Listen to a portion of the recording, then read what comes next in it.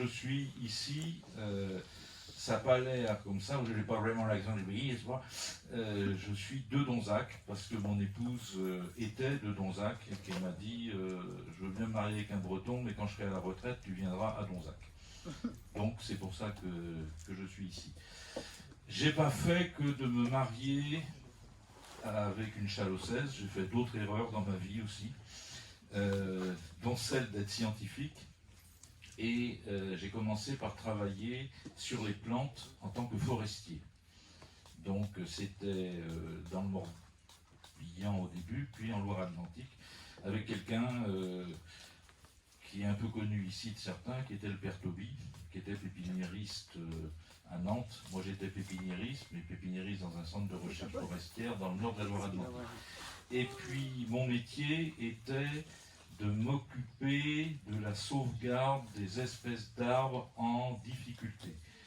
Et je m'intéressais aussi aux collections d'arbres. Et vous savez comment sont les collectionneurs de plantes. Ils veulent toujours installer une plante qui n'existe pas dans le pays. Donc ils installaient des plantes, et ce qui devait arriver, arrivait. Ça marchait un an ou deux, et puis il y avait un coup de gros froid, et la plante gelait. Donc il m'avait demandé si je pouvais trouver un moyen pour savoir si une plante pouvait tenir au froid. Bon. Donc j'ai commencé à m'intéresser à ça et je me suis rendu compte que il y avait un phénomène qui est en train de se passer. Les hivers étaient de moins en moins froids, ce qui permettait de pouvoir installer de plus en plus de plantes. Alors je ne sais pas si vous avez des souvenirs de votre grand-mère. Mais moi, ma grand-mère en Bretagne, pourtant on était dans le golfe du Morbihan, dans les années 50, si elle ne rentrait pas ses géraniums l'hiver, eh ben les géraniums, ils mouraient de gel. Et puis, ça s'est passé de plus en plus, et je ne pense pas qu'ici, enfin en tout cas, ça fait plusieurs années qu'on ne rentre plus les géraniums, et ils ne gèlent pas. Et puis, il s'est même passé... il va faire moins chaud. C'est bien qu'on fait une conférence à l'abri, sous tunnel. Et puis en plus, c'est surtout bien qu'il pleuve, parce que ça, on en avait besoin. Et puis, on commence à voir des choses dans le pays ici qu'on ne voyait pas, je crois que tu dois t'en souvenir. On voit les patates qui repoussent d'une année sur l'autre. Plus personne ne ramasse jamais ces dahlias. On voit même un truc que je pense qu'on ne voyait pas autrefois, les tomates repoussent dans le jardin. Et pourquoi ? Parce que ça gèle plus. Mais en même temps, il y a un certain nombre d'inconvénients, parce qu'il y a un certain nombre de bestioles, de plantes qui, elles aussi, ne s'arrêtent pas l'hiver. Alors, est-ce qu'il y aura du changement ou pas ?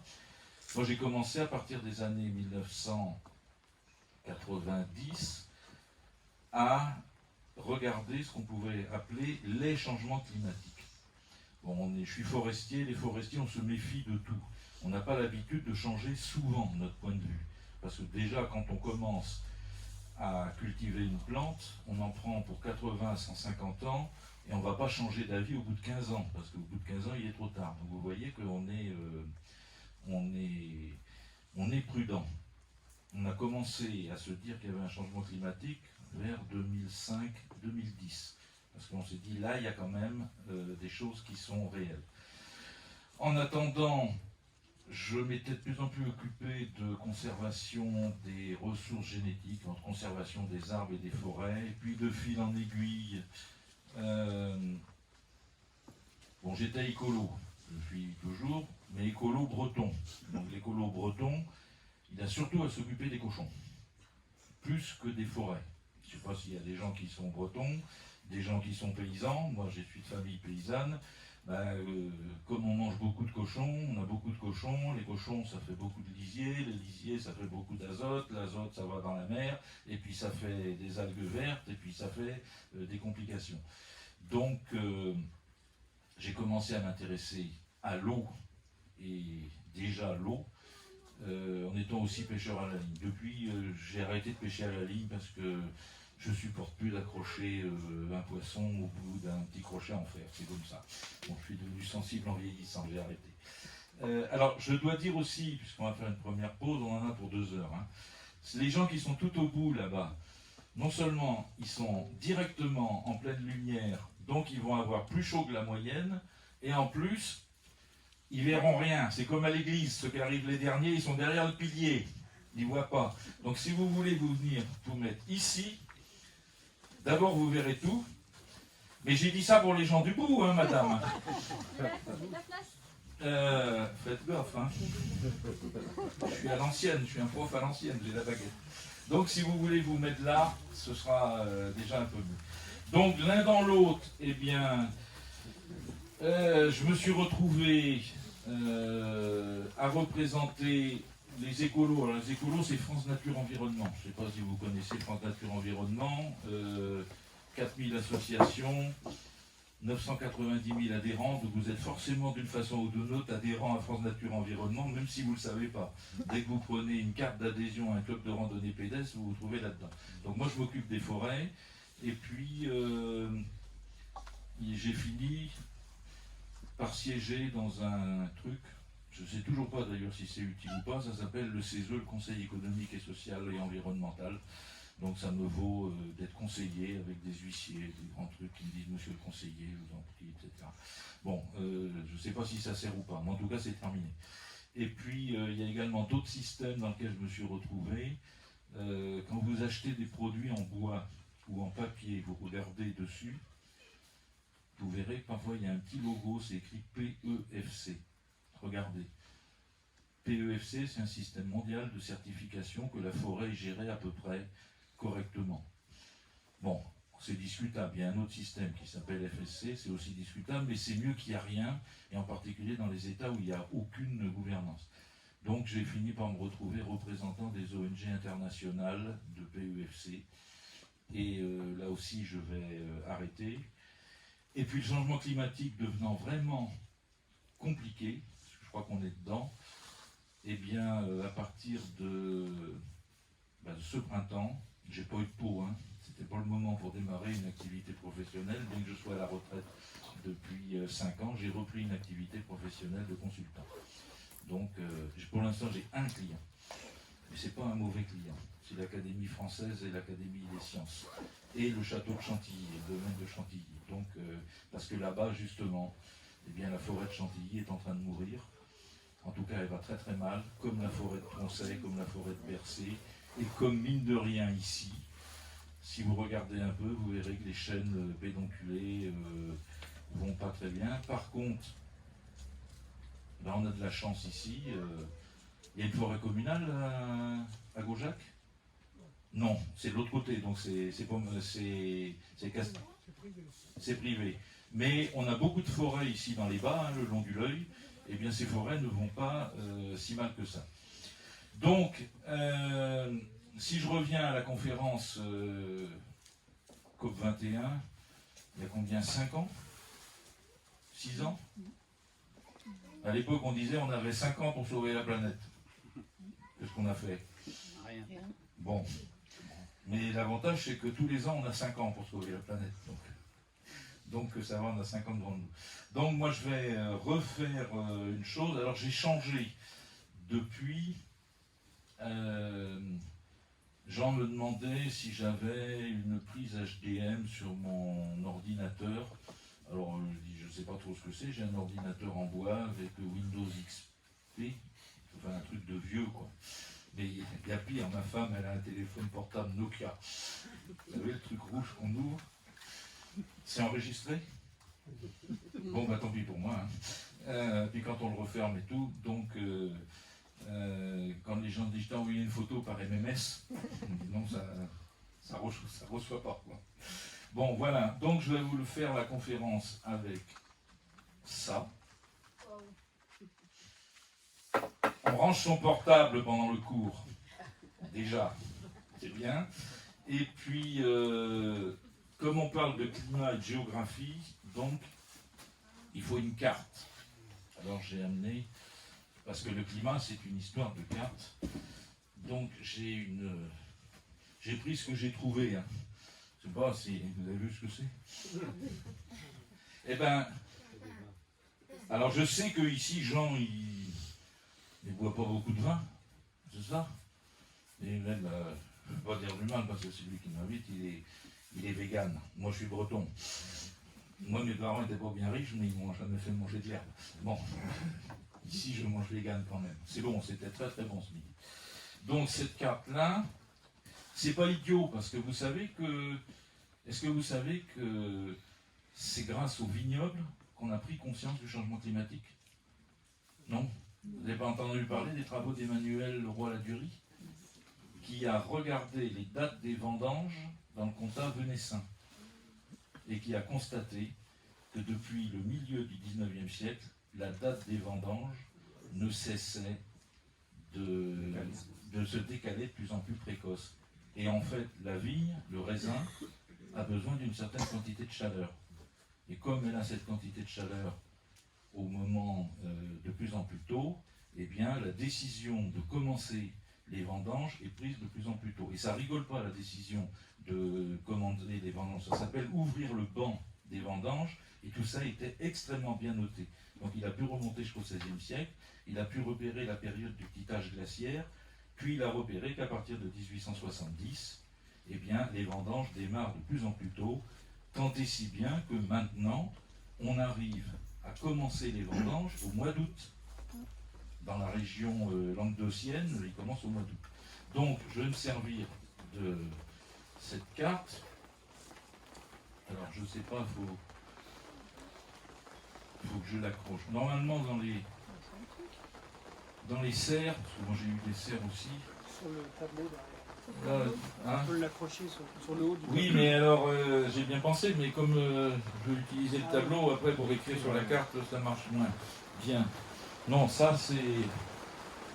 Ça devrait le faire. D'en avoir... C'est bien rangé pour une fois, Jean, chez toi. Tiens, là, voilà, là il y a un truc. Bon, donc maintenant...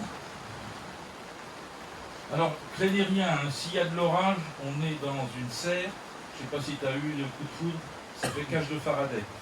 Moi j'ai vu dans mon métier un truc comme ça, vous savez où on parle des boules de foudre, j'en ai vu une, comme ça, circuler, et puis s'en aller.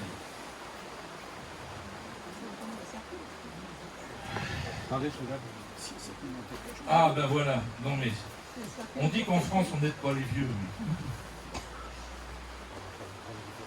Ouais, mais... non, plutôt devant, là, comme ça. Et puis dans l'autre sens, peut-être, ça ira mieux. Non, au-dessus, là. Ouais, mais il faut le mettre dans l'autre sens. Et c'est ça, avec les jeunes, il faut tout leur apprendre. Ouais, c'est ça. Bon, et puis là... Voilà. Bon, tout le monde voit, sauf que vous ne voyez pas à cause de ça. Non? Sinon, vous pouvez groupir par là, hein, c'est comme vous voulez. Hein. Allez, on va mettre ça là. Eh ouais. Bon, alors, changement climatique. Déjà, il faut mettre un S. Parce qu'il n'y en a pas qu'un, il y en a beaucoup, des changements climatiques. Et quand on dit changement, ça veut dire qu'il y a quelque chose qui était et qui devient plus pareil. Donc je pense que la première chose, c'est de savoir ce qui change, si on veut comprendre. Donc le climat, prenez une feuille de papier, mettez votre nom en haut à gauche, définition du climat. Est-ce que quelqu'un peut me donner une définition simple du climat?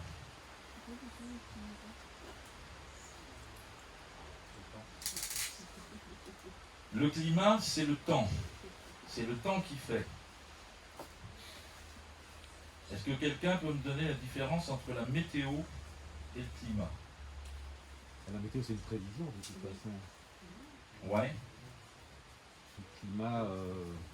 Le climat, ça revient de façon cyclique selon les périodes de l'année. Bon. Mais ça, c'est une caractéristique du climat, c'est pas une définition. Et c'est global. C'est quoi le climat? On aurait dû nous prévenir, on aurait révisé. Oui. Alors, il y a des définitions, hein. Le climat, c'est l'état moyen de l'air, de l'atmosphère, en un lieu. C'est-à-dire qu'on va parler du climat ici en Chalosse, ça va être quelque chose qui est relatif à l'air. C'est pas quelque chose qui est relatif au sol. Il y a bien sûr par définition une utilisation du terme dont on va parler du climat des affaires, du climat social, du climat politique. En général, c'est pas bon en France. Hein. Le climat des affaires, climat social, climat politique, regarde, ouvrez les journaux. En général, c'est pas bon. Bon. Le climat, c'est l'état de l'air. C'est la définition, c'est l'état de l'air. Donc, on va mesurer l'état de l'air, à savoir, est-ce qu'il est chaud, est-ce qu'il est froid, est-ce qu'il est sec, est-ce qu'il est humide, est-ce qu'il y a du vent, est-ce qu'il n'y en a pas. Et la différence avec la météo, c'est l'état instantané. C'est-à-dire qu'on peut considérer qu'aujourd'hui, on a une météo qui est chaude, humide, voire éventuellement pluvieuse. On pourrait avoir une météo chaude, sèche, et vraiment très très sèche. Est-ce qu'on met dedans la nébulosité? Sans doute oui. Et puis on a le climat qu'on mesure, et puis on a le climat ressenti. Comme on est ici sous une serre, il y a moins de soleil, moins de luminosité, il doit faire certainement plus chaud, et surtout, je pense qu'il doit faire extrêmement humide. Je ne sais pas vous, mais moi, mon anti-transparent, il est en train de lâcher là. Bon, c'est pas grave, on est à la campagne, en plus il y a la distanciation, donc on prendra une douche en rentrant, et puis ça ira mieux. Donc, le climat, déjà, il y a un paradoxe. C'est que la météo, vous avez repéré, ça change. Ça change d'un jour à l'autre. Quand vous dites la température, mais la température à quelle heure? À 3 heures du matin ou à 3 heures de l'après-midi? C'est pas la même chose. Il y a 15 degrés de différence. Donc quand on nous dit le climat va se réchauffer de 1 degré, oui, mais sur une journée, déjà on a 15 degrés de différence. Vous voyez que c'est pas simple. Et puis il y a l'été et il y a l'hiver. En fait, la météo change. On a une tradition. Pour les températures, on prend la température minimale du matin, quand il fait le plus frais, le maximum de l'après-midi, quand il fait le plus chaud. Là, c'est embêtant, parce qu'en Chalosse, il faut trouver un bénévole et un volontaire qui va se lever au milieu de la sieste. Et c'est quand même pas, c'est pas facile, quoi. C'est pour ça que les gens qui mesurent la météo, en général, étaient très très bien payés, parce qu'ils acceptaient ici de se lever pour mesurer la température en plein milieu de journée. On a des thermomètres pour faire ça. Et puis, il y a la quantité d'eau qui tombe. Ça, c'est les précipitations. Déjà, avec ça, vous avez à peu près tout.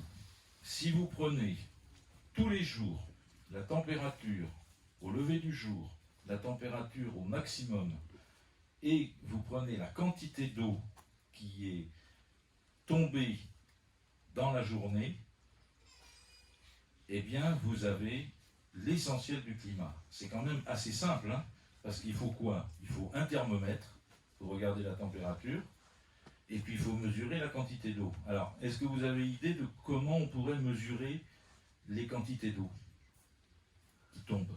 Avec un pluviomètre. Déjà, je vais vous donner un truc. Si vous êtes embauché pour faire la météo, prenez plutôt la pluviométrie. Laissez votre copain s'occuper des températures. Parce que les températures, c'est tous les jours qu'il faut noter 2 fois.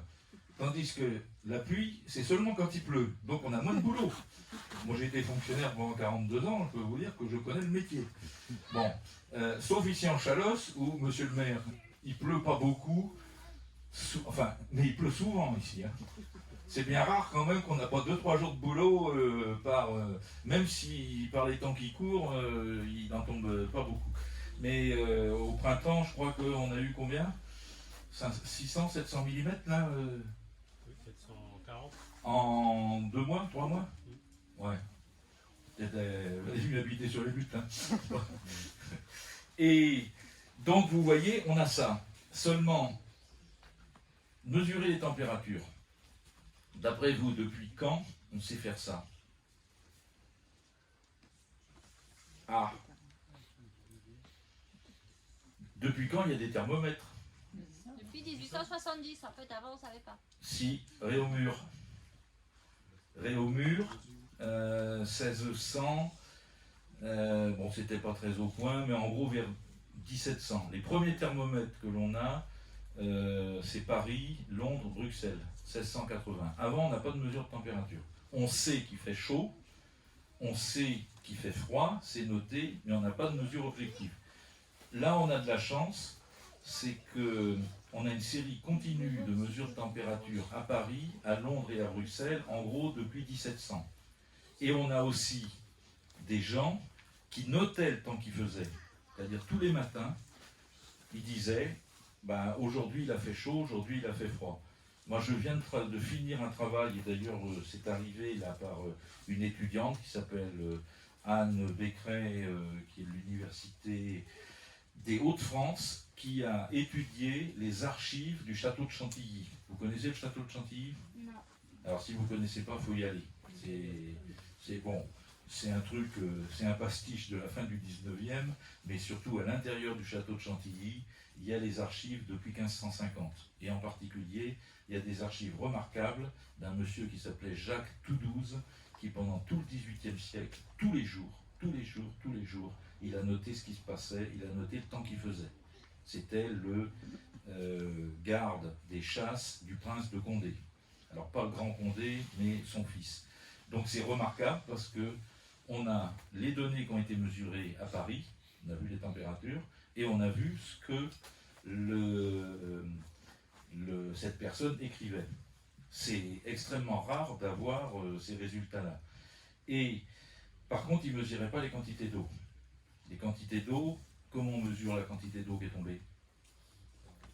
Avec un pluviomètre. Mais c'est quoi un pluviomètre?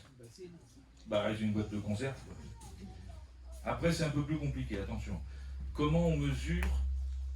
Alors, vous savez, pour les températures, hein, les Français, qui sont les plus rationnels du monde, ont dit on va prendre la température à laquelle l'eau bout, on met un petit trait dessus, à laquelle elle gèle, on met un autre petit trait, on divise ça par 100, et ça donne le degré. C'est une convention. Évidemment, il y en a toujours qui font jamais comme les autres. Je ne veux pas citer de nom, parce qu'il y en a peut-être dans la salle, mais qui ont dit non, on va faire un truc en 16e, 12e, 42e de pouce, etc. Évidemment, c'est les Anglais, quoi, qui eux mesurent en degrés Fahrenheit. Ouais. Bon, après il faut transpirer. Mais pour les quantités d'eau, comment on fait? Comment on mesure la pluie? Un décimètre. Alors, on sait qu'il y a un bac, il y a une quantité d'eau qui est tombée dedans.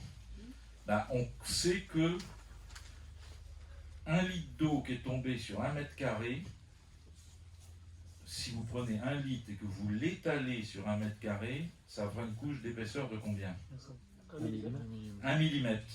Donc 1 millimètre d'eau, c'est 1 litre d'eau par mètre carré. Retenez bien cette notion-là parce que le millimètre, c'est une unité. Alors, si vous étiez préoccupé de faire du jardin ou de faire pousser des plantes, je peux vous dire que le millimètre, c'est une notion qui est connue.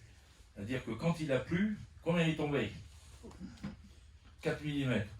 Alors là, Comme la poussière. non, ça sert à rien. Bon, 22 mm. Ah, il est tombé 22 mm. Là, c'est bien. Monsieur le maire est content parce que ses électeurs paysans sont contents. Quand il est tombé 150 mm, il dit les emmerdes arrivent, les routes devront être coupées parce que les rivières débordent. Donc vous voyez la notion. Hein. Ici, dans le climat dans lequel on est, à cette saison, la végétation, la terre, la nature, elle a besoin de 4 à 6 mm d'eau par jour. 4 à 6 litres d'eau par mètre carré.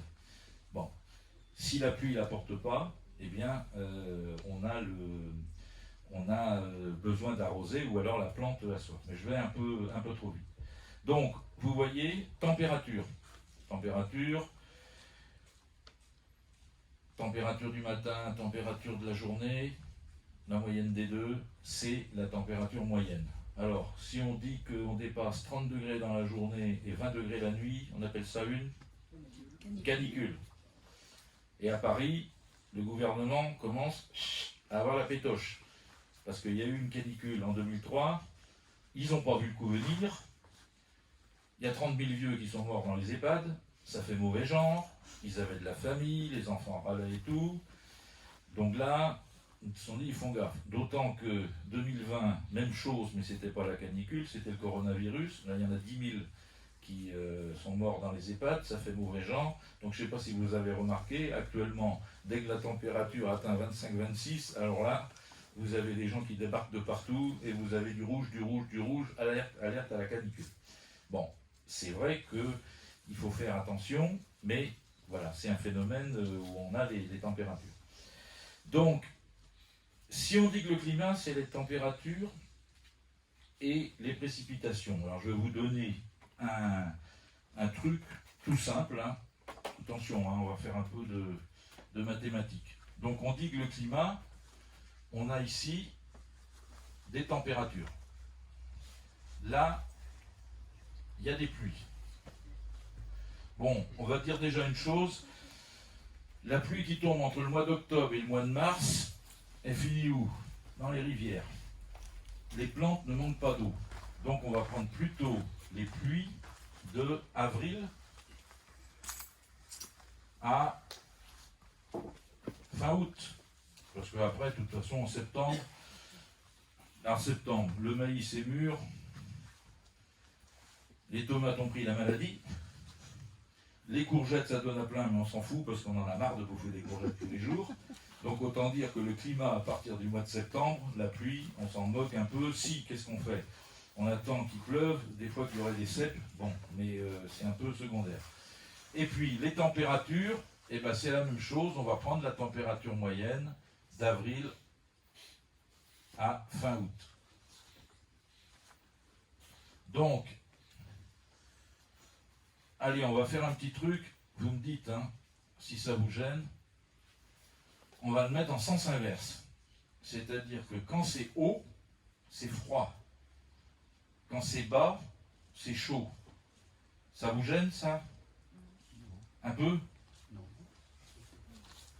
Moi qui travaille actuellement sur les cartes de France, je peux vous dire que avant 1850, les cartes, elles étaient orientées dans n'importe quel sens. Le nord n'était pas en haut, le sud n'était pas en bas.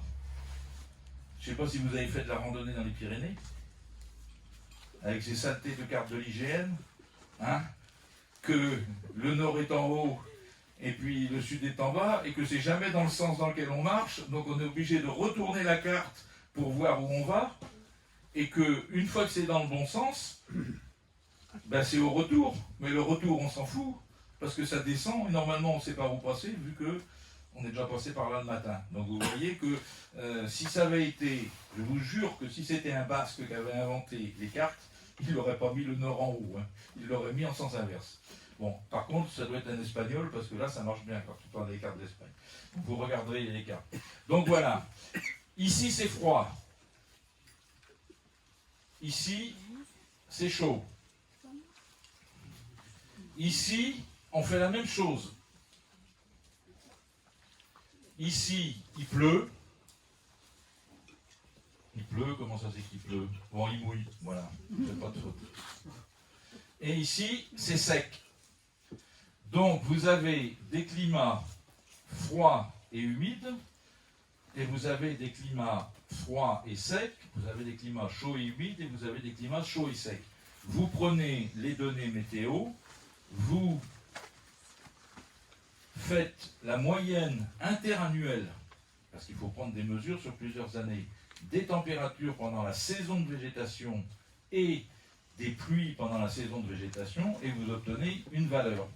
Cette valeur, vous allez dire, ben voilà, j'ai la valeur de température, j'ai la valeur de pluie, je mets un point ici, et je mets le nom de la ville.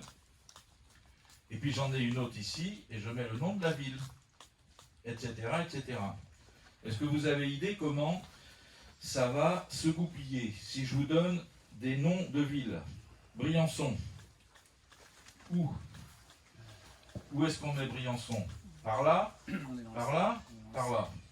On est dans le sec. Alors ceux qui ne savent pas où c'est Briançon, ils ne peuvent pas répondre. Ouais, j'entends. C'est où Briançon? C'est sec. En dessous. Dans les Alpes. C'est dans les Alpes. C'est en haut ou en bas? En bas. C'est au sec. C'est un peu sec? C'est un peu sec. Ouais. Mais c'est quand même un peu froid. Quand même. Donc, on serait plutôt quelque part par ici. Froid et sec.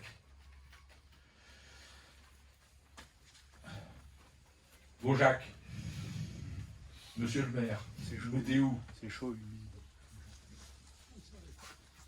C'est chaud? Et humide? Oui, il pleut quand même. Combien? 1800 mm? En moyenne, oui. Ouais. Depuis 10 ans. 1800. C'est pas mal, hein? Combien il pleut à Vannes? Chez moi, d'où je viens? 780. 680. Eh ouais. Et combien il pleut à Lille? Eh ben 700. Et à Montpellier? Eh ben 900. Et tout tombe en même temps en hiver. Alors on n'est pas aidé. Donc vous voyez que on peut avoir ici quelque chose. Là c'est plutôt la montagne. Là, ici c'est plutôt les régions méditerranéennes. Ici, chaud et humide, on va appeler ça l'Aquitaine, la Chalosse. Et puis, même quand là, on va trouver Paris. Et puis là, on va retrouver Poitiers. C'est plus sec, mais c'est moins chaud que l'Aquitaine. Donc, on va pouvoir arriver ici à faire une carte qu'on appelle une carte des climats. Alors, comment on va la définir? La région méditerranéenne, c'est ça. Ça, climat méditerranéen. Cette zone ici, qui est un peu au sud de la Garonne, alors si on va parler de l'inverse. Ici, le climat montagnard. Au-dessus de 800-900 mètres, on a le climat montagnard. On le retrouve aussi ici, dans les Alpes, plus humide au nord, plus sec au sud, mais quand même toujours avec des températures moyennes qui sont basses. Et puis on va trouver du climat montagnard dans le Jura, dans les Vosges, dans le Massif central, peut-être un peu ici dans une région qui s'appelle le Morvan. Et il y a déjà une chose qui est facile à repérer sur cette carte, qui est la carte des vins. Dans le climat montagnard, il n'y a pas de vigne. Il n'y a pas de vin. Alors, faut que je regarde. Est-ce qu'il y a des Auvergnats ici? Non? Bah, j'habite juste en dessous. En dessous. Il y a 20 ans, non, il y a 30 ans, avec mon épouse, on est allé sur un endroit magnifique. Le lac de Guéry. Je ne sais pas si vous connaissez le lac de Guéry, c'est à côté des Roches-Cuillères et Sanadoire, c'est au pied du puits de Sancy. Il y a une auberge, elle est extraordinaire. On s'est dit, on va faire vivre le commerce local et les produits locaux. On a mangé que de la cuisine auvergnate. En une semaine, on a pris 3 kilos. Parce que je ne sais pas si vous savez, mais la cuisine auvergnate, ça se... En gros, c'est par plâtrer, quoi. Mais alors, on a fait une erreur. On a bu que des vins auvergnats. Et il y a 30 ans, je ne vous dis pas. Mais il y a 30 ans, hein, les vins de Chalosse aussi, c'était un peu moyen, quoi. Mais depuis, ça s'est quand même sacrément amélioré. Mais il y avait des vins, hein. Il y avait le 5% sur Sioule. Je ne sais pas si vous en souvenez, on en a bu. Ceux qui en souviennent, ça valait le gros plan du pays nantais. Hein.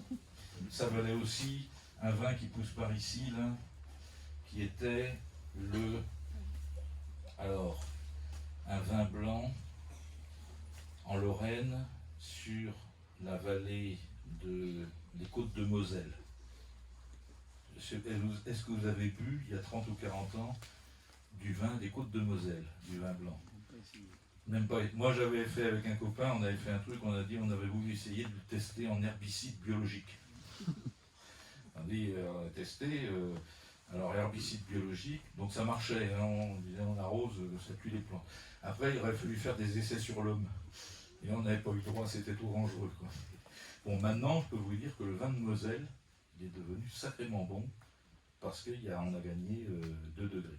Donc vous voyez la relation déjà qu'on a ici, avec le climat et la vigne, et en fait une zone qui est trop froide pour qu'on ait de la vigne. Donc déjà avec température et précipitation, on a une bonne idée du climat dans lequel on se trouve. Si on regarde comment ça évolue dans le temps, on va se rendre compte que soit ça bouge pas, soit ça bouge. Si la température augmente, on va descendre vers là. Si il pleut moins, on va aller dans ce sens-là. Donc on a déjà un outil, un espèce de GPS qui permet de savoir si le climat a changé ou non. Donc c'est comme ça qu'on a repéré que le climat a changé. Alors, bien sûr, le climat, c'est toujours la moyenne sur des 30 ans. Donc aujourd'hui, on ne peut plus dire quel est le climat, parce qu'il faudrait que le climat reste égal à lui-même pendant 30 ans. Là, je vais prendre une notion de marin. Le climat, c'est un port d'attache. Vous voyez, bateau, port d'attache. On quitte le port, on va naviguer un peu, mais on revient toujours au même endroit. C'est le climat du coin, le port d'attache. Si le climat se met à bouger, à changer, vous n'avez plus de port d'attache. Et donc, pour dire, si on demande quel est le climat aujourd'hui en Chalosse, on dit selon la définition académique, on va faire des mesures pendant 30 ans, on fera la moyenne et on aura la notion du climat. Et ça, on ne l'a pas et on ne l'aura plus jamais. Le paradoxe, c'est qu'on ne saura plus jamais dans quel climat on se trouve, parce qu'il faudrait que le climat ne change pas pendant 30 ans. Alors moi, j'avais trouvé une notion qui me paraissait pas si mal que ça. Bon, est-ce qu'il y a des professeurs ou des instituts? Non. Des parents? Des parents, il y en a. Des anciens enfants, il y en a aussi. Le climat autrefois, vous imaginez ce que c'est une salle de classe en école maternelle, ou une cour de récréation. Imaginez une cour de récréation. Le climat avant, c'était la cour de récréation sans les gamins dedans. Donc on pouvait dire, là il y a le sol, là il y a le portail, là il y a une table, là il y a une chaise. Le changement climatique, vous rajoutez les gamins en récréation. Et essayez donc de décrire une cour de récréation avec des gamins dedans. Autant c'est facile de dessiner une cour de récréation sans gamins, avec une cour de récréation. Moi j'ai le sentiment, le climat aujourd'hui, pour le décrire et essayer de le maîtriser, alors il y a différentes techniques, hein. Contrôler le climat, mais ça vaut aussi pour les chercheurs. Je ne sais pas s'il y a des chercheurs, il y avait une fille, la première présidente de l'INRA, première femme, c'était Marion Guilloux. Elle disait, les chercheurs, pour les conduire, c'est comme gérer un troupeau de chats. Est-ce que vous avez déjà essayé de gérer un troupeau de chats? C'est pas facile, c'est moins facile qu'un troupeau de moutons. On vous disait, les chercheurs, faire avancer les chercheurs dans une direction, c'est à peu près aussi simple que de transporter des grenouilles vivantes dans une brouette. Bon, ça saute de partout, ça va dans toutes les directions. Eh bien, le climat, ça devient ça. C'est-à-dire que prédire, on a des grandes idées, de grandes tendances, mais on va arriver, moi je vais vous introduire 3 notions. Prédiction, probabilité, plausibilité. Alors, est-ce que vous avez la différence? La prédiction, c'est de dire, dans 10 ans, ce sera comme ça. Ça, c'est la prédiction. La probabilité, c'est de dire, dans 10 ans, il y a une chance sur 2 que ce sera comme ça, une chance sur 3 que ce sera comme ça, une chance sur 4 que ce sera comme ça. Et la plausibilité, c'est de dire, c'est pas impossible que c'est comme ça. Aujourd'hui, en matière de climat, on n'a que des choses plausibles. Est-ce que vous vous rappelez Camelot? Dans Camelot, il y a, alors ils sont tous un peu crétins, mais le pire, c'est, dis-moi, c'est pas faux. Oui, j'ai son nom de la Bon, vous voyez, c'est pas faux. Il dit, le copain lui explique, quand tu comprends pas, que quelqu'un te dit une chose, tu dis, c'est pas faux. c'est pas faux. Eh bien, moi, en tant que climatologue, la seule chose que je vais pouvoir dire aujourd'hui, c'est pas impossible. Ou alors, ah non, ça c'est impossible. Que les températures augmentent de 10 degrés, ou qu'elles baissent de 12 degrés, ou qu'on ait 4 mètres de flotte, ou qu'il pleuve plus du tout, c'est-à-dire ça, c'est impossible. Mais pour le reste, que ça arrête d'augmenter, que ça augmente de 5 degrés, de 4 degrés d'ici 2050, c'est pas impossible. Est-ce qu'on peut avoir 400, 600 mm de pluie en l'espace de 2 mois? C'est pas impossible. Mais 400 mm de pluie en l'espace de 48 heures, ils l'ont eu dans la Grande Lande il y a combien? Un mois et demi, 2 mois. Quand nous on a eu la grêle et c'est là que des ponts ont été embarqués, et ben on pensait que c'était impossible, ça s'est produit. Donc après il y a des phénomènes, je sais pas, ici vous avez eu la grêle il y a un mois et demi? Non? Vous n'avez pas grêlé? Bon, la dernière fois qu'on avait grêlé comme ça, quelqu'un s'en souvenait, c'était en 1978. Mais c'était plus tard, c'était le 13 août. Et les gens qui s'en souviennent, c'était pourquoi? Parce que c'était les fêtes de Dax.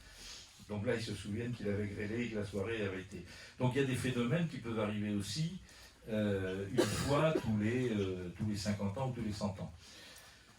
Donc vous avez vu cette notion de changement climatique, c'est un phénomène qui est en train de se produire.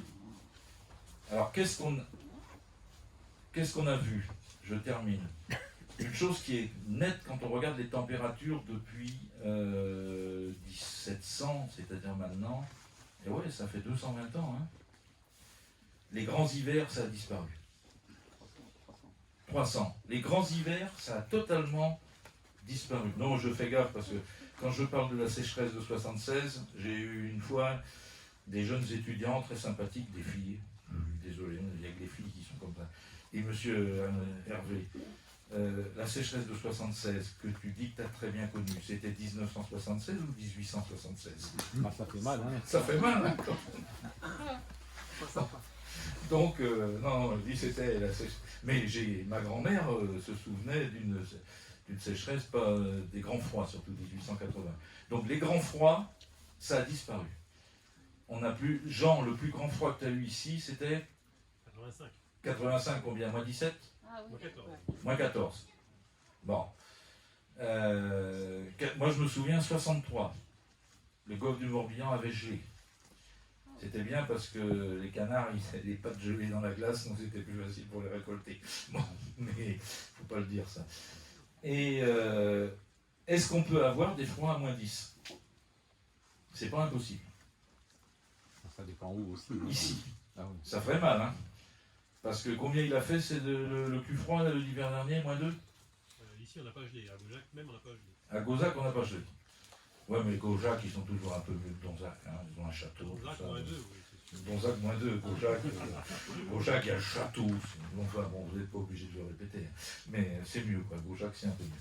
Les Copennes, ils ont dû avoir moins 3, parce que c'est quand même vraiment un peu sur le bord. Hein. C'est là qu'on met la déchetterie. Bon, si les Copennes m'entendent, je vais me faire tuer là. Et je suis sûr que si on avait un coup de moins 5, ça ferait mal. Déjà, on aurait les géraniums, que ça fait bien 7-8 ans qu'on les a pas rentrés. Donc vous voyez, ça c'est une première chose. Après, il y a des choses un peu curieuses. Les pluies n'ont pas changé depuis 300 ans. Il pleut même un peu plus l'été. Et pourtant, il y a plus de sécheresse. Alors moi, j'ai trouvé, justement à cause de ça, là, je me suis demandé comment expliquer ça. Parce que quand on dit sécheresse, les gens pensent c'est parce que il pleut pas. Et en fait, la sécheresse, c'est essentiellement lié au fait que les températures ayant augmenté, les besoins en eau des plantes ont augmenté, ça s'appelle l'évapotranspiration potentielle. Et je vais vous prendre, un exemple familial. J'ai mes enfants, ils sont bretons. Nous, on achète, on va à la coopérative, ici, acheter notre quantité de vin régulière pour le mois. Imaginez que la quantité de vin, c'est la pluie du mois. Eh bien, j'ai repéré que quand les enfants viennent, il n'y a plus à boire à partir du 15. C'est la sécheresse. C'est pas parce que il y a eu moins de liquide à rentrer. C'est simplement parce que l'évapotranspiration des bouteilles a singulièrement augmenté. Donc retenez cette chose-là, c'est que le problème, c'est pas tant qu'il pleut moins, le problème, c'est qu'il fait de plus en plus chaud. Prenez l'autre chose. Vous allez faire une randonnée, par exemple, alors comment, pour pas dévexer, dans le sommet des Vosges.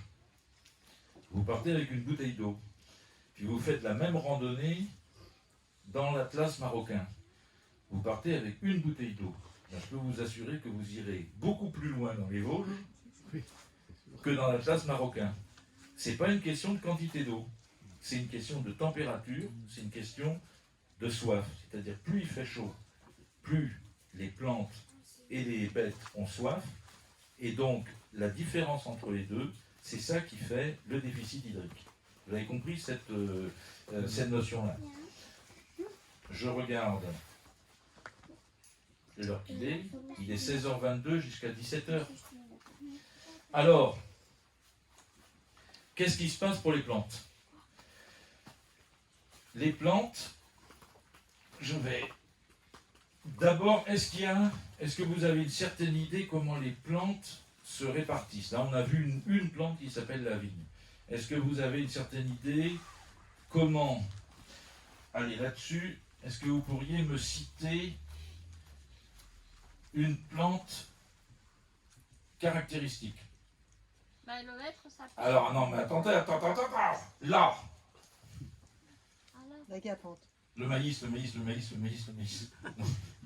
Ici, maïs, canard. Bon, le hêtre où? Par là? C'est en montagne. Hein. En montagne. Qu'est-ce qu'il y a d'autre en montagne? Sapin, L'épicéa, sapin, Pierre. le sapin. Il n'y a plus beaucoup de ça. Sapin, épicéa, hêtre. Bon. Par ici, on va trouver plutôt quoi?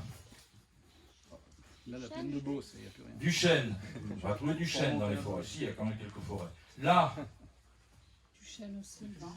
là, il y a du pin. Mais si on va en Chalosse, on trouve quoi? Du chêne. Pourtant, le climat n'est pas très différent. Qu'est-ce qui fait la différence? L'humain, ça Le sol. Non, c'est le sol. Eh oui. Mais le sol est secondaire. Hein. Alors là, on va trouver du pin sur des sols sableux, les sols pauvres. Si vous allez dans le nord de l'Alsace, vous allez aussi trouver du pin sur des sols pauvres, agneaux. Mais c'est quel pin? C'est pas le pin maritime. Le pain noir. Non, c'est le pin sylvestre. Un très beau pin qui a une écorce orangé vers le... et qu'on ne trouve pratiquement pas vers ici. Très Parce que- abondant dans les Pralpes de Grasse, je peux vous le dire. Ah oui, Je suis de là-bas. Et... ben voilà, dans les préalpes de Grasse, il est là. Il est Alors en ça veut dessous. dire que quand on regarde, ben, la même chose, hein, on prend ce tableau-ci et on va regarder où on trouve les différentes espèces. Et on va dire, le pin sylvestre, on va le trouver là. Le pin maritime, on va le trouver ici. Le pin d'Alep, qui est un pin méditerranéen, on va le trouver là. Et on se dit que les espèces d'arbres ont des préférences. On les trouve en certains endroits plutôt que d'autres. Et si ça, ici, c'est la zone du hêtre, et que ici, il n'y en a pas, qu'est-ce qui se passe si le climat change? Eh bien, il n'y en aura plus.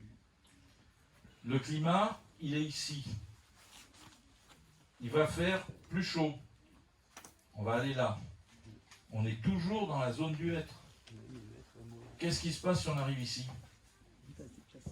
Bah, le hêtre, il meurt. Le hêtre meurt. Et théoriquement, Parce qu'il a... ça dépend. théoriquement, Ça dépend à quel. la seule chose qu'on sait, c'est que dans ces climats-là, il n'y en a pas. Eh oui. Mais est-ce qu'on peut dire qu'il va mourir?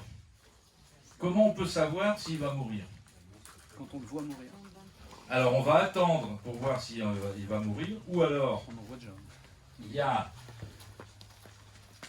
ce que un collègue forestier ou chercheur appelait la diagonale du fou, comme aux échecs.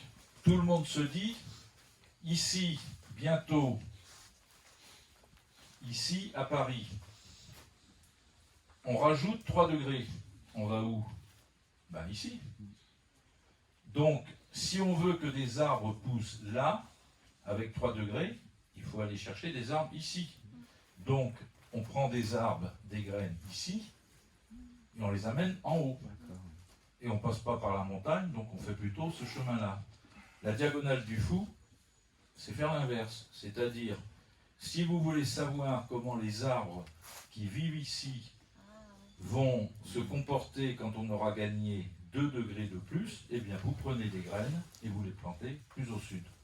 Et là, alors on dit, mais il est fou lui. Il va chercher des graines dans la région parisienne pour les planter en Chalosse. Oui, mais ça permettra de savoir comment les arbres se comportent. Donc il y a 2 méthodes. Il y a la méthode qui est ici, une méthode théorique qui consiste à regarder comment ça se passe sur le graphique, et d'après mes calculs, d'après les graphiques, ça devrait mourir. C'est la conclusion auquel vous êtes arrivé. Moi, je me méfie de ça, parce que j'ai fait ces calculs-là en 2000. Et d'après mes calculs, en 2020, le hêtre, par ici, par là, il aurait dû mourir. Et il n'est pas mort. Donc il y a 2 attitudes. Le hêtre n'est pas mort. Eh bien il a tort. Il a tort. Parce que d'après mes calculs, il aurait dû mourir. Bon, vous savez, le général de Gaulle disait à propos d'une ville qui est ici, alors je ne sais pas si c'est Fécamp ou Dieppe, il a tenu dans un discours, mais je jure que c'est vrai, hein, Dieppe, ville du port de mer, et qui entend le rester, et ils ont raison. C'est quand même pas mal, quoi. Comme phrase creuse. Bon, en fait, après, il a dit que c'était un port et qu'il voulait rester un port. Parce que... Donc, les hêtres, ils ne sont pas morts. Ici, d'après les calculs, les hêtres de Chalosse auraient dû mourir quand on augmentait les températures. De la hêtraie, je ne sais pas s'il y en a ici à Gaujac, mais vous n'allez pas loin, vous allez à Bras-en-Pouille. Alors, vous avez entendu parler de la dame de Bras-en-Pouille. Mais est-ce que vous avez entendu parler de la grotte du Pape? Oui, certainement. Au-dessus de la grotte du Pape, qui n'est pas ouverte au public, il y a une hêtraie. Je peux vous dire qu'elle va très bien. Peut-être ici, en cherchant bien d'ailleurs, on trouverait du hêtre. À Donzac, j'en ai pas trouvé. À Gaujac, il doit bien. Je sais pas, t'en connais? Oui, il y en a quelques-uns. Il y en a quelques-uns, hein. Avec les chênes tausins. Avec du chêne tausin. Mais peut-être qu'en 20 ans, c'est pas suffisant. Ah! Peut-être que ça sera 30, 40, 50 ans. On va C'est savoir. progressif. Ah! On ne sait pas. On ne sait pas. Oui, combien de temps mais un arbre va mourir? Alors, question. On va commencer une tournée de questions. Déjà, meurt-il? C'est juste, je voulais dire, dans une balade botanique, c'est dans le Gers. Alors, c'était pas un arbre, c'était un arbuste, c'était un cornouiller. Et il avait en même temps des fleurs et en même temps des graines. Et donc, en fait, ça, c'est des phénomènes qui sont apparemment nouveaux de la plante. Comme on ne sait pas trop, voilà, comment le vent va tourner, elle fait les deux en même temps. Voilà, Alors, je connais un bled qui s'appelle la Vraie Croix, juste à côté de chez moi, dans le Pays Vannes, où il y a une aubépine qui fait ça. Elle fleurit 2 fois par an. Elle a 1200 ans et elle est réputée être issue de graines qui sont venues de Palestine. Bon, on ne sait pas l'âge exact. Il y a une commanderie Templiers, ça s'appelle la vraie croix parce qu'il y a un morceau de la vraie croix qui serait dedans. Donc ce phénomène-là, on le voit. Alors après, c'est les questions effectivement d'adaptation. Mais avant d'aller plus loin, est-ce que vous avez des commentaires ou des questions sur ce qu'est le changement climatique? Je vous résume, hein, il fait moins froid l'hiver, il fait plus chaud pendant toute l'année, les pluies ne changent pas beaucoup, mais les plantes ont de plus en plus soif. Et il y a des interrogations sur la façon dont les plantes vont répondre à ça. J'ai une petite interrogation. En plus de ces paramètres, vous n'avez pas encore parlé de la vitesse à laquelle ça se produit. Est-ce que c'est pas quand même un paramètre considérable? C'est essentiel. J'aurais dû en parler. Un changement de... On est à 2 degrés. Un changement de 2 degrés, ça s'est produit largement dans l'histoire de la planète. On va prendre la partie récente de la planète, en gros, à partir de l'ère secondaire, il y a 120 millions d'années, parce qu'avant, c'était quand même une drôle de chose. Il y avait moins d'oxygène, il y avait peut-être quelques éléments de vie, mais c'était pas... 2 degrés, oui. 6 degrés, oui. En 50 fois plus lentement. Donc, il y a un truc qui est très simple. Vous avancez et vous payez un poteau au pas, comme madame là-bas qui tient le poteau, mais la serre va tenir. Hein. Ou alors c'est le poteau qui tient madame peut-être. Vous avancez et vous butez dedans. Bah, vous avez l'air con et ça vous fait éventuellement mal. Vous courez et vous butez dedans. Vous prenez un vélo et vous butez dedans. Vous prenez une moto et vous butez dedans. C'est toujours le même poteau, c'est toujours la même personne. Quoi qu'on ne sait pas, parce qu'au bout d'un moment, la personne... La différence, c'est la vitesse. Et la vitesse, eh ben, l'énergie, c'est-à-dire comme ça fait mal, c'est le carré de la vitesse. C'est pas la vitesse. C'est-à-dire que si vous allez à 2 km/h, vous butez, et que vous allez à 4 km/h et vous butez, la différence c'est 2 puissance 2, c'est pas 2 fois plus, c'est 4 fois plus. Donc vous voyez que ce phénomène de la vitesse du changement est beaucoup plus puissant que le changement lui-même. Alors, les arbres, avec le changement climatique, les arbres peuvent se déplacer. Alors normalement, les arbres ne traversent pas les routes, sauf dans Harry Potter et samedi soir sur les départementales bretonnes. Monsieur le juge, c'est pas de ma faute, je roulais comme ça, il y a un arbre qui traverse, bon, j'ai pris l'arbre. Bon, les arbres non, mais les graines oui. Oui, oui, mais les graines. Les arbres ne se déplacent pas, mais les graines, elles se déplacent. Ouais. Comment elles se déplacent, les graines? Par les oiseaux, par nous, par les hommes. Alors, il y a à part les hommes, le vent, les oiseaux, les véhicules. bon, combien de mètres par an? Une forêt peut avancer de combien de mètres par an? C'est pas beaucoup, on le sait. C'est 5 mètres à 10 mètres. On le sait ici parce que quand il y a des terres qui sont abandonnées, on voit bien le temps qu'il faut pour que ça dépend des espèces d'arbres aussi. Ça dépend des espèces d'arbres. Le chêne, ça va vite. C'est le jet qui plante, des glands, et le jet il en mange une certaine quantité, il oublie les autres, et puis ça fait avancer la forêt. On estime que le changement climatique est de 50 à 100 fois trop rapide pour permettre aux espèces de suivre. Donc, la migration naturelle des espèces n'est pas possible. Avec ensuite, je vois bien, hein, moi je suis une espèce d'arbre. Je suis ici. Avant d'arriver là, il faut que je traverse la région parisienne. Ça va pas être facile, hein. Même avec Anne Hidalgo et ses arbres dans des pots. Ça va pas être facile. Alors que si je suis une saleté d'insectes ou une maladie, là ça va vite. Donc, le problème, c'est la vitesse du changement climatique parce que les espèces n'ont pas le temps de migrer. Mais par contre, est-ce qu'elles peuvent s'adapter? Ça peut être la question.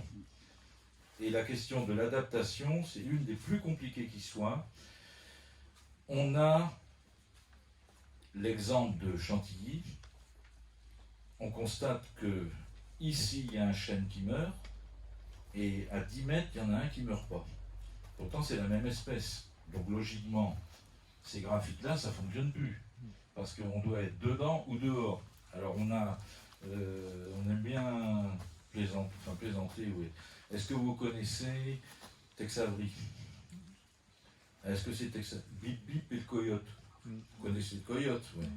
Bon, le coyote, qui est quand même particulièrement crétin. Mais il ne renonce jamais. Et il n'a aucune raison de ne pas renoncer, parce que de toute façon, il ne meurt pas. Bon. Même s'il est aplati. Donc, le modèle du coyote, la forêt est ici. Elle est là. Ça, c'est le climat. Si le climat change, c'est comme si la table, ici, se déplaçait. Puisque, voilà la table, voilà l'arbre. Le climat change, la table se déplace vers plus chaud, plus sec. Il y a un moment où l'arbre va se retrouver au bord. Et il y a un moment où il va se retrouver au-delà du bord. Et comme il faut un certain temps à un arbre avant de mourir, là c'est le coyote qui... En fait, si le coyote ne se rendait pas compte qu'il est au-dessus du vide, il ne tomberait pas. C'est quand il a compris qu'il est au-dessus du vide.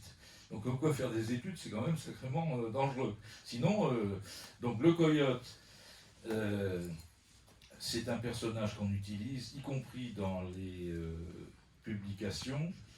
Et on a commencé à publier, alors Bip Bip, je vous le dis, hein, c'est quelqu'un que vous verrez peut-être à la télé, c'est Daisy Copeau, qui existe, qui est une ingénieure forestière, qui est en charge de la forêt de Chantilly, qui est une jeune par rapport à moi, et donc elle, c'est Bip Bip. Bon, elle a le côté caractère. Coyote, on est une dizaine d'auteurs qui vont commencer à publier sous un nom commun. Parce qu'on estime que les découvertes ne sont pas des découvertes individuelles. Donc on l'a appelé Coyote. K-O-Y-2-O-T. Et comme ça fait allemand, on a trouvé qu'on lui donnait un prénom allemand, on l'a appelé Conrad. Donc réfléchissez, ça fait Concoyote. Ça fait Concoyote. Donc peut-être que Concoyote sera très connu, comme d'ailleurs il y a Nicolas Bourbaki, hein, qui n'a jamais existé, qui est un collectif de mathématiciens qui depuis 1880 n'arrête pas de publier. C'est le mathématicien qui a le plus de publications, et on est rendu à plusieurs milliers, parce que donc nous on a inventé Concoyote. Et en fait, ça ne marche pas comme ça. Ça c'était le modèle théorique. Mais quand on regarde un arbre qui est ici et un autre de la même espèce qui est là, il y en a un qui meurt et l'autre qui ne meurt pas. Et c'est pas conforme au modèle. Et c'est pas sur le bord que ça meurt le plus, c'est plutôt à l'intérieur. Donc notre modèle de limite écologique, c'est un modèle... On a réfléchi pourquoi on a essayé de lancer ce modèle. Moi, ce modèle, il commence à être très connu, ça s'appelle IKS. Si vous allez sur Internet, vous tapez Le Boulaire IKS, vous verrez que c'est un modèle qui est officiel et dont je me dis qu'il ne marche pas. Il n'y a que moi qui ai le droit de le dire. Hein. Ouais. Si quelqu'un d'autre le dit... Bon, non, mais sérieusement, ce modèle est très contestable. Pourquoi est-ce que c'est pas au bord que ça meurt? Peut-être parce que dans la tête, on avait une logique de front, une logique de guerre 14, avec la limite du front, et que peut-être le changement climatique, ça ne fonctionne pas comme ça. C'est peut-être des espèces de trous qui se forment. Alors l'espoir serait que ceux qui meurent ont une différence génétique avec ceux qui ne meurent pas. Parce que dans ces cas-là, ceux qui ne meurent pas transmettraient à leurs enfants leur capacité d'adaptation. Et ça, on n'en sait rien. On n'en sait rien parce qu'il faut attendre que les enfants soient soumis à des conditions de stress. Et on va prendre l'exemple simple, hein. Je suis désolé... est-ce que avant de dire, est-ce que quelqu'un ici a eu vraiment des grosses tristesses avec le coronavirus? C'est-à-dire, est-ce que quelqu'un a perdu un parent ou un ancien, un truc comme ça? Sinon, je ne ferai pas la comparaison. Bon, vous voyez, on sait que les vieux sont plus sensibles au coronavirus. Si on a une idée que ça peut se transmettre génétiquement, il faudrait qu'on soit capable de trier chez les jeunes pour savoir ceux qui sont résistants au coronavirus et qui vont transmettre ça à leurs enfants. Mais pour savoir si ça marche, il va falloir attendre 60 ans. Attendre que les jeunes qui sont nés de parents tolérants au coronavirus deviennent suffisamment vieux. Et puis en plus, il y a des chances qu'on sera mort d'autre chose. Donc vous voyez que pour les arbres, c'est un sacré problème. Parce que on espère que les arbres qui ne sont pas morts avec les années sèches, enfin les années sèches, sécheresse physiologique qu'on a eues depuis 10 ans, on espère que ceux-là pourraient transmettre à leurs enfants leur capacité de résistance. Seulement, est-ce qu'on attend 60 ans? Et si on s'est trompé? Donc l'autre chose, c'est de voir si on peut lire dans le patrimoine génétique des arbres, savoir s'ils ont une capacité à résister ou pas. Alors, ça suppose qu'on identifie des gènes de tolérance. Sauf qu'il en va chez les arbres comme chez les êtres humains. Vous avez vu les maladies génétiques avec cette histoire du Téléthon. Ça a commencé il y a 30 ans. On pensait que très vite on aurait trouvé la clé. On n'a toujours pas trouvé la clé.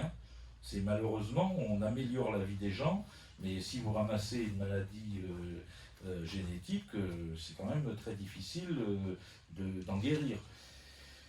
Et donc chez les arbres, on doute quand même que ça peut être possible. Heureusement, on a pris de l'avance, c'était pas dans ce but-là, mais dans les années 80, on a été chercher des graines dans tout un tas de forêts à travers l'Europe, on a élevé les plants, maintenant ils ont 20 ans, et on commence à avoir les enfants, et on connaît parfaitement les parents, et on commence à voir la réponse des enfants au changement climatique, puisqu'on les a tous plantés dans les mêmes endroits. On en a planté ici, à la Petite Charny, là à Signy, là ici, du côté de Troncey, et on s'aperçoit qu'il y a apparemment une transmission de résistance. Alors, c'est pas si simple que ça, parce que les chênes qui poussent ici, on leur met 2 degrés de plus, ils claquent. Mais si on les amène dans des endroits où il y a 2 degrés en moins, ils ont 2 degrés devant eux. Donc, ça amène à faire de la migration assistée, à les récolter des graines ici, pour les amener là. Et ça amène à un autre programme. Le programme s'appelle le programme Giono. Giono, vous connaissez? Si vous ne connaissez pas, vous avez 3 semaines pour vous mettre à lire Giono. Giono, c'est pas les pagnolades, c'est sacrément balèze. S'il y en a qu'un que vous devez lire, un petit truc, ça s'appelle L'homme qui plantait les arbres. Bon, avec également, vous l'avez sur internet, avec bande la voix de dessinée, Jean Rochefort. dedans c'est Noiret. C'est Noiret. Ah, Noiret, oui. Noiret, et avec un film de Bach, et qui est remarquable. Il est En accès libre. En accès libre. Bon, j'ai essayé de le retrouver il y a 10 ans, il n'était pas disponible. J'ai réussi à le faire ressortir des archives et maintenant il est en accès libre. Ça fait plaisir. Alors pourquoi Giono? Eh bien, il y a une forêt de conservation des ressources génétiques qui est ici, sur le plateau de Valençol, en dessous de Lure. Et là, on avait une réunion de forestiers, et puis il y avait une fille qui était du parc naturel régional et qui ronchonnait parce qu'on avait été récolter des graines dans la forêt, on les avait mis dans une pépinière, on avait élevé les plants, puis on avait replanté les plants dans cette forêt. Parce que dans cette forêt, il y avait trop de gibier, ils n'arrivaient pas à se reproduire. Et elle râlait, disait c'est pas naturel. Et moi, évidemment, je n'ai pas pu m'empêcher d'ouvrir ma gueule, je dis, je trouve quand même que vous êtes un peu raide de dire ça dans le pays de Giono. l'homme qui plantait des arbres. Oui. Et puis après, on a commencé avec justement ces travaux-là, à se dire, mais qu'est-ce qui va se passer si le climat change et que le hêtre meurt? On va dire, il sera mort. On va dire, il va s'adapter localement. Oui, mais ce hêtre qui était ici, par exemple, à la Sainte-Baume, vous connaissez la Sainte-Baume? C'est très joli. Il y a une hêtraie sur une face nord, au climat méditerranéen. Et alors, il y a une histoire un peu gentille, quoi. Qui vivait à la Sainte-Baume? Dans la grotte? Marie-Madeleine. Vous savez comment elle a vécu? Elle a passé 40 ans sans vieillir, parce qu'après elle est montée au ciel, sans vieillir, sans manger, en buvant uniquement l'eau de la source, et totalement nue. Et il y a un peintre réaliste du 19e qui avait fait un tableau de la Seine. Du coup, le pèlerinage était extrêmement fréquenté. Mais les autorités religieuses trouvaient que c'était pas forcément bien. Donc ils ont fait enlever le tableau. Et le pèlerinage a été beaucoup moins fréquenté. Bon, voilà, c'est une histoire gentillette. Moi, ça me rappelle, quand j'étais président de la société de pêche, on avait décidé qu'il y avait des abus et qu'à l'Assemblée générale, on avait supprimé le vin d'honneur. L'année d'après, on avait perdu 80% des adhérents. Donc, on a rétabli le vin d'honneur à l'issue de l'Assemblée générale. Donc, on s'est dit, oui, peut-être que le hêtre de la forêt de la Sainte-Baume, avec 3 degrés de plus, il va disparaître. Mais n'empêche que ce hêtre, on serait très content de pouvoir l'installer ici. Parce que ça permettra de gagner un siècle.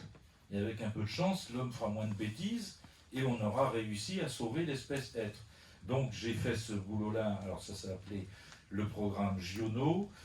On a réussi à intéresser la fille de Jean Giono, qui a dit c'est un beau projet, donc je vous accorde le droit d'utiliser le nom de Giono, ce projet est connu. Et puis c'était en 1914. Et moi on m'a demandé de chercher un endroit où on pouvait planter ces hêtres qui ne risquaient pas de mourir de sécheresse, enfin de soif, dans le siècle qui venait. Un endroit tranquille. Alors c'était une méthode qui est, je pense, plus intelligente, en tout cas plus vivante, que d'aller mettre des graines au Spitzberg dans un glacier. Vous savez, au passage d'ailleurs, le glacier est en train de fondre. C'est un gros problème. C'est un gros problème actuellement. Donc on m'a dit, Hervé, tu vas chercher des endroits où trouver. Donc moi je fais tous mes calculs, je sors ce système-là, et je dis c'est quelque part par là. Ah ouais, mais là c'est les Allemands, là c'est les Belges, et nous on préfère quand même garder nos ressources chez nous. Bon, je recalcule, on tombe là. Et à partir de là, je me dis, mais quand même, on va rejoindre peut-être ce pourquoi vous êtes là, on va les amener là-bas. Mais tous ces pauvres gars, Giono le grand troupeau, Giono le pacifiste, celui qui a fait la guerre 14-18 et qui en est revenu dégoûté à jamais de la violence. Et je dis, on va les planter à Verdun. Ça va pas les planter à Verdun. Tu grattes, tu sors une bombe, tu regrattes, tu sors un mec. Je dis, mais au contraire. Donc aujourd'hui à Verdun, il y a des graines qui sont venues de toute la France, qui sont là en sécurité, qui sont plantées. Ça n'a pas été simple, parce que je peux vous dire que planter à Verdun, ça voulait dire prendre le risque de sortir des munitions et de sortir des restes humains. Par contre, il y a eu des choses, il y a eu une très très belle histoire. Il y a un gars qui a été identifié. Donc, un siècle après, de creuser pour planter les arbres, on a trouvé des restes humains mais qui vont à la suaire. Et une fois, on a trouvé quelque chose avec une plaque qui a permis d'identifier. Je me dis que rien que pour ça, pour les descendants qui savaient que voilà l'ancêtre, c'était pas l'ancêtre, c'était des jeunes de 20 ans qui sont morts là-bas. Et aujourd'hui, si vous allez à Verdun, vous allez au cœur de la zone rouge, vous allez sur le monument, alors c'est qui ce député qui est devenu militaire et qui marque la limite de... Son nom va me revenir. Mais c'est celui qui ensuite, en tant que ministre de la guerre, a fait Maginot. Voilà. Maginot. Donc vous allez au monument, si vous allez à Verdun, n'y allez pas en février tout seul vers 5 h le soir. Moi, je suis allé pour aller repérer le terrain. C'est un des pires souvenirs de ma vie avec le camp de concentration du Struthof là, en Alsace. Après, je me suis rendu compte que j'étais le premier de la génération familiale à retourner là, en 2002. Hein, parce que jamais on n'avait été capable, on avait eu 4-5 morts dans la famille, les grandes familles bretonnes, c'est quand même vrai. Mais en tout cas, vous verrez, autour du monument Maginot, il y a une forêt qui est là, et qui est plantée avec des hêtres qui viennent de tout le reste de la France. Malheureusement, les hêtres de Verdun sont en train de souffrir. Donc peut-être que le changement climatique va beaucoup plus vite que prévu. Justement, on va voir si les hêtres qu'on a amenés du sud de la France tiennent mieux au changement climatique que les hêtres locaux de Verdun. Et alors moi j'appelle ça la technique, la stratégie de mélange. Bon, vous connaissez les galettes saucisses? Oui. Non, c'est surtout pour les Rennais, quoi. Si vous n'allez pas au stade de la route de l'Orient, si vous ne connaissez pas la galette saucisse. Eh bien, on garde la biodiversité locale, la galette, et on met de la merguez. On fait galette merguez.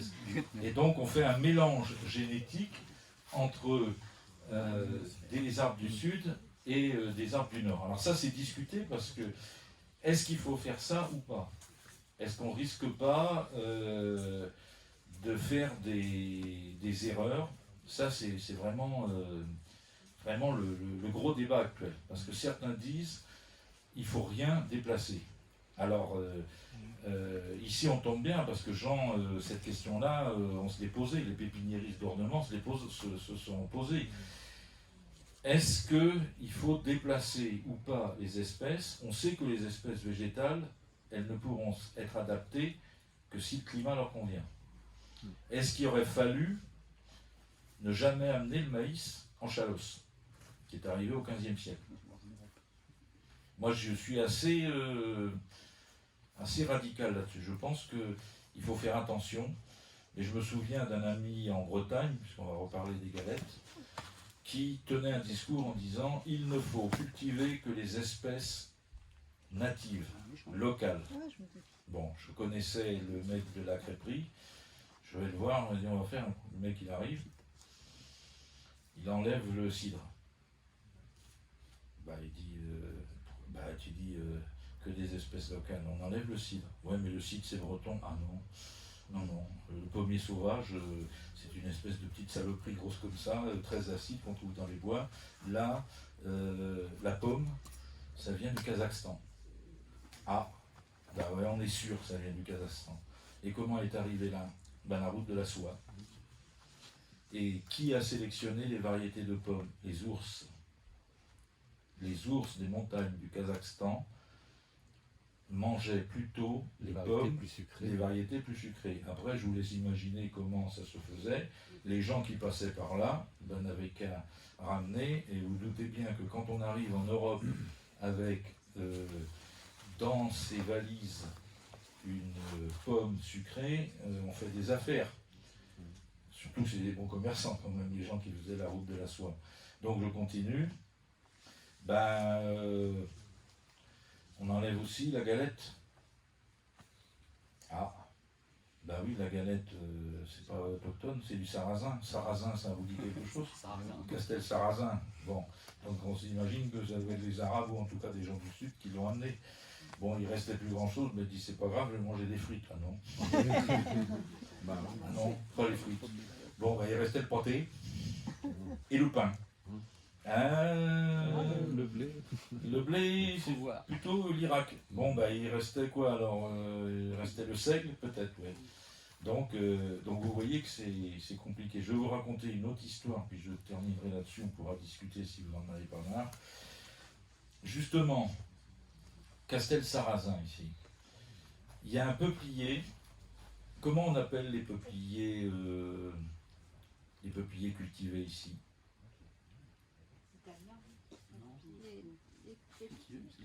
Que disent les anciens ici? Ils ont planté quoi? Les peupliers à caisse. Non, ils ont peuplié des Carolins. Ils ont peuplié des Carolins. Bon. Et puis, il est arrivé une histoire de hybride. Alors, je vais essayer d'être précis. Ce qu'on appelle les œufs américains, c'est-à-dire un peuplier hybride entre un peuplier américain et un peuplier européen, ce qui donne heure américain. On connaît les gènes des deux espèces. Donc dans les années 1990, on commence à faire des analyses génétiques, des tests de paternité. Alors ça a donné des choses assez marrantes. Il y avait une variété avec un nom flamand et une variété avec un nom wallon. On a montré que c'était la même variété. Et chacun disait qu'elle était meilleure que l'autre. Il y avait des variétés qui étaient protégées. Il fallait payer une taxe pour les cultiver. Puis il y avait des variétés qui n'étaient pas protégées. On a montré que c'était la même. Forcément, il fallait mieux utiliser la variété pas protégée.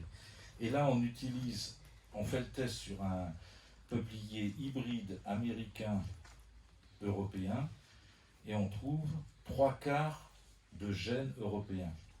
Donc ça ne marchait pas, parce que normalement, on aurait dû avoir la moitié des gènes américains et la moitié des gènes européens.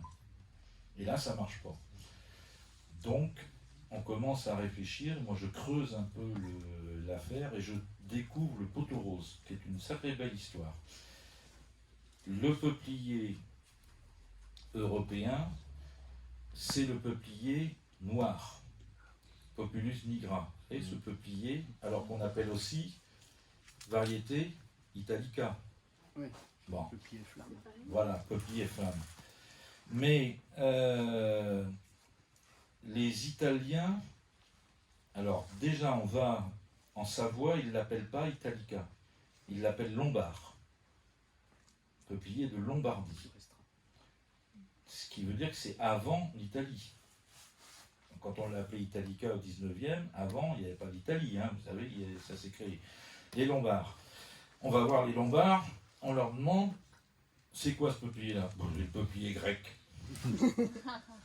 Ah bon? On va voir les Grecs. Comment vous l'appelez? C'est le peuplier turc. Bon, on est avancé avec ça. On va voir les Turcs. On regarde dans les bouquins. Les Turcs, c'est le peuplier de Perse. Ah. Bon, et les Perses disent, ah non, c'est le peuplier afghan. Alors on dit, ça va continuer longtemps cette comédie-là. Les Afghans, ils disent, c'est le peuplier de pays. Donc déjà, on est bien. Mais on passe de l'autre côté. On va voir les Pakistanais. Et ils disent, ah non, ça, parce qu'il est répandu partout, ça c'est le peuplier afghan. Les Chinois disent, c'est le peuplier du Pakistan. Donc on pense, on est à peu près certain, que ce peuplier, il vient originellement d'Afghanistan. Et puis quand on regarde ici, on ne l'appelle pas peuplier d'Italie. Dans les vieux noms, on l'appelle soit le sarrasin, soit le nom des Arabes d'Espagne. Alors le nom m'échappe. Il y avait Les Moabites et les... Non, c'est un nom très plus simple que ça. Bon, allez, on va dire qu'on l'appelle le sarrasin. Et là, on sait que ce peuplier n'est pas arrivé par l'Italie, il est arrivé par l'Espagne. Bon. Et comment ce peuplier a pu arriver d'Afghanistan? On a une idée de quand, parce qu'il y a ça se multiplie par bouture, mais il y a quelques petits changements à chaque génération, donc on peut dire depuis combien de temps ce peuplier s'est mis à bouger. On arrive à environ 2000 ans avant Jésus-Christ, donc 4000 ans avant la période actuelle. Parce que vous dites 2000 ans avant Jésus-Christ, un Chinois, il ne va pas comprendre tellement ce que ça veut dire. Hein. Donc on prend 4000 ans avant l'actuel. Ce qu'on suppose qu'il a pu se passer, C'est un peuplier, vous prenez un bout de bois, vous le plantez, il reprend. C'est très facile. C'est vraiment une capacité de reprise énorme. Il y a des tribus afghanes, ils vont au bord d'une rivière. Ils coupent des piquets, des morceaux de bois pour encadrer les troupeaux, et puis ils laissent les piquets plantés.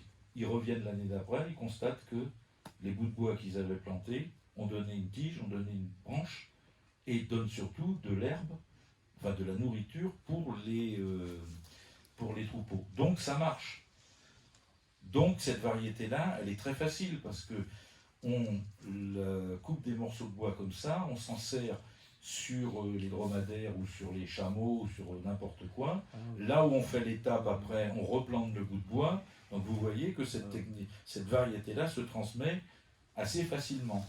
Moi je suppose que cette variété-là finit par arriver du côté de l'Irak actuel et qu'un certain nombre de tribus nomades utilisent cette variété-là et que ça arrive chez les Hébreux et que la chose étant connue, plus ou moins connue, il y en a un qui s'appelle Moïse qui dit, c'est dans la Bible, hein, j'ai un bâton, vous voyez, je le plante et il se couvre immédiatement de feuilles.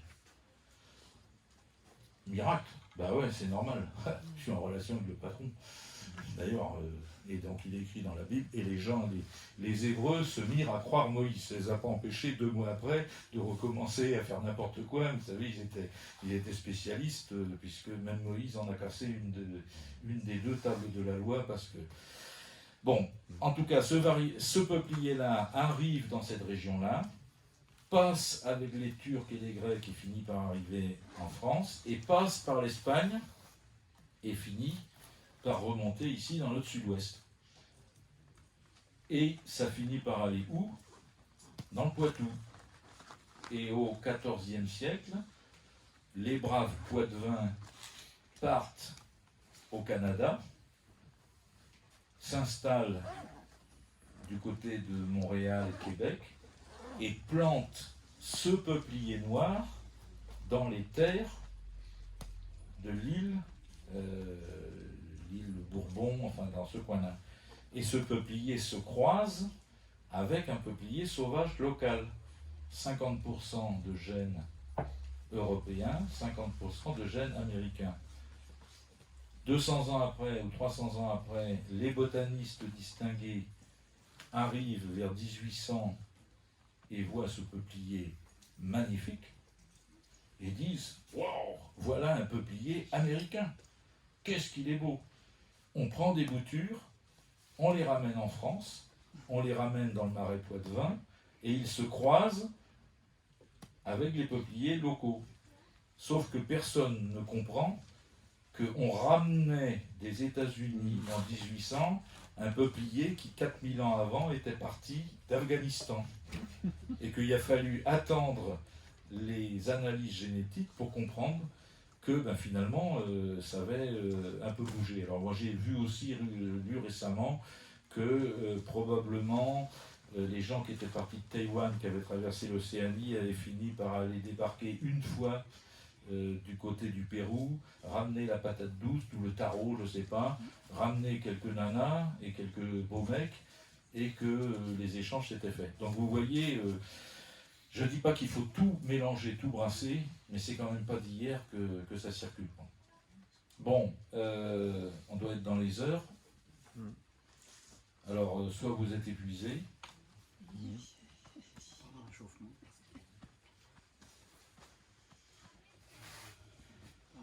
Moi, je vous poserais bien une question. D'après vous, qu'est-ce qu'il faut faire pour sauver les forêts? Planter. Planter, mais quoi? De la diversité. De tout? De tout et partout. Ouais. De tout et partout. Bon. À Chantilly, on est en train de se dire que, on a en plus les hannetons en ardent. On va faire à l'hectare 100 points d'appui de 1 mètre sur 1 mètre.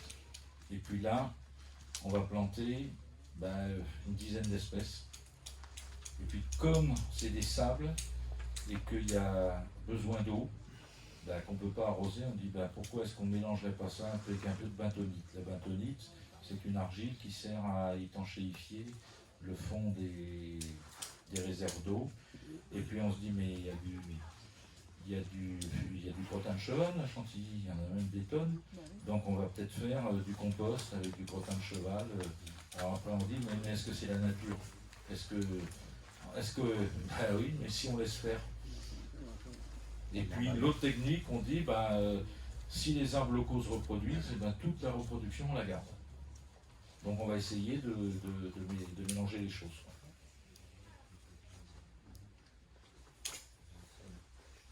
Mais c'est pas sûr que ça marche.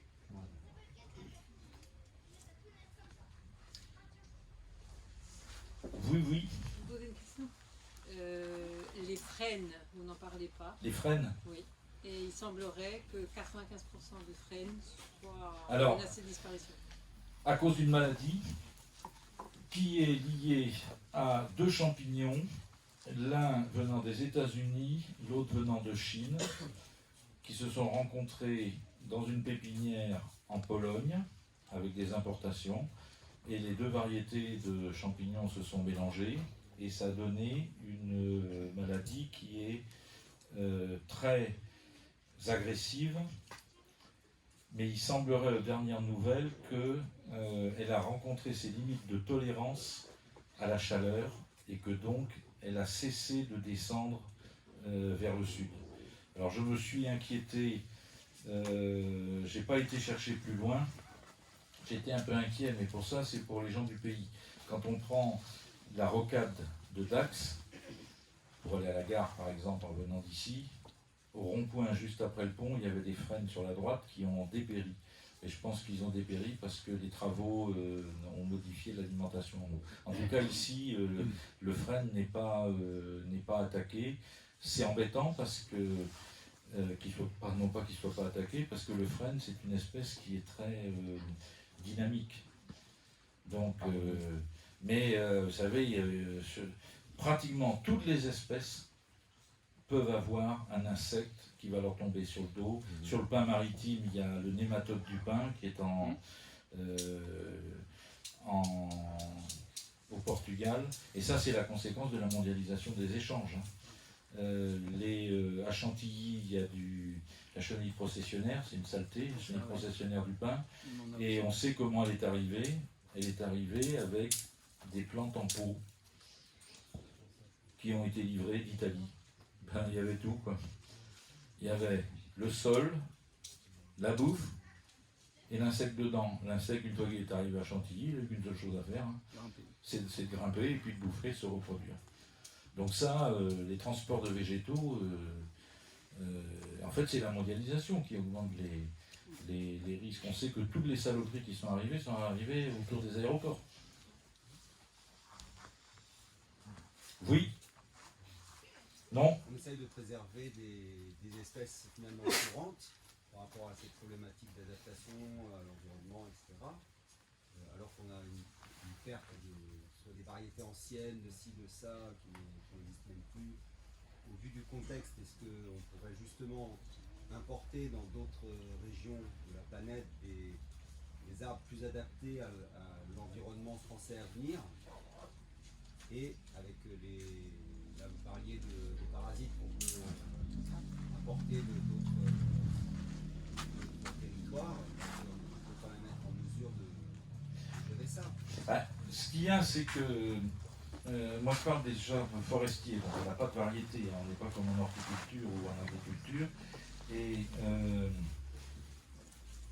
la question c'est de savoir ce que l'on risque en faisant venir une plante de très loin, à partir de quand c'est trop loin. Il y a deux risques.